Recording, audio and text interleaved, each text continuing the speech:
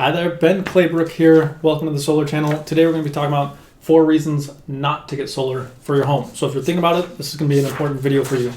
The number 1 reason is if you don't own your roof. What that means is, let's say you live in a condo where the community owns and maintains the roof.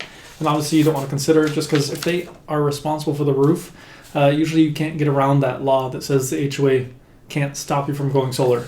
If you didn't catch that, a few years ago they passed a law that says HOAs cannot stop homeowners from going solar. Except for that one case where if they own and maintain the roof, it is their roof, and so you can't really get around that. So that's the number 1 reason why, if you're considering solar, that is, I would say, the number 1 reason why you should not consider it if you don't meet that qualification. If you own your home and you own your roof, that's a different story. The second reason is going to be if you are moving in less than 12 months. So let's say, if you're going to be moving 6 months from now, it's an option. It's just solar takes, anywhere between 1 and 6 months, the whole project, just because we got permitting. Sometimes you have the HOA. You have a lot of different things that factor into it. So if you're going to be moving in 6 months, not really. I would say as long as you're being home more than a year, then definitely check it out. It's worth considering. The next reason is going to be if you pay less than $53 a month for power. You might be wondering, how is that possible? But yes, there are lots of people that are paying less than $50 a month for power. And if you are solar, one of the main reasons why people go solar is the financial benefits, because they can save money, right?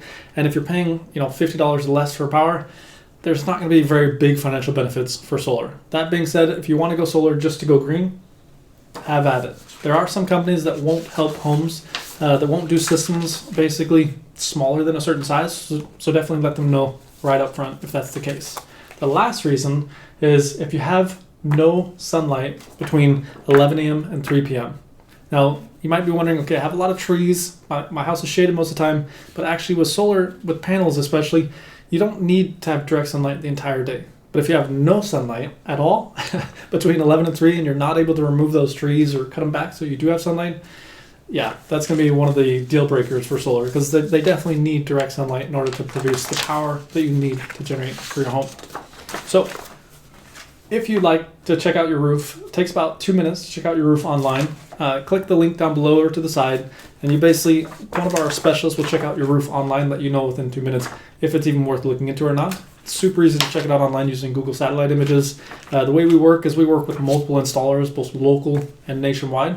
So in doing that, we're able to save families, 20 to 40% more than if they go directly to the installer, just because we kind of force them to compete, and it saves homeowners a whole lot of money. So those are the 4 of the reasons. I hope you found that helpful. Those are 4 reasons why you should not consider solar. If you don't fit for those reasons, let's say you own your home and you pay $200 a month for power, definitely click the link below to find out if you can save with solar. We'll check out your roof. Happy to help. Again, my name is Ben. Feel free to let me know if you have any questions. Thanks.